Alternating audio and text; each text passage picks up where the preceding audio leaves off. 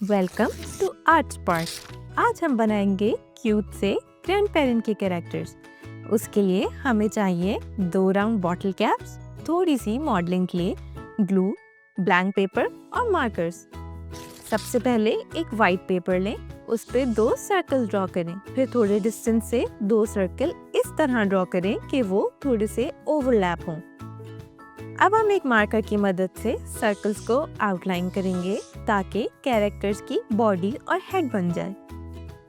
अब हम अपने क्यूट कैरेक्टर्स के फीचर्स जैसे ईयर्स, हेयर और फेस ड्रॉ करेंगे। अब हम अपने ग्रैंड पेरेंट्स के कैरेक्टर में अपने फेवरेट कलर्स करेंगे ताकि वो और भी स्टाइलिश बन जाए। अब हम अपने कैरेक्टर्स को कट कर लेंगे।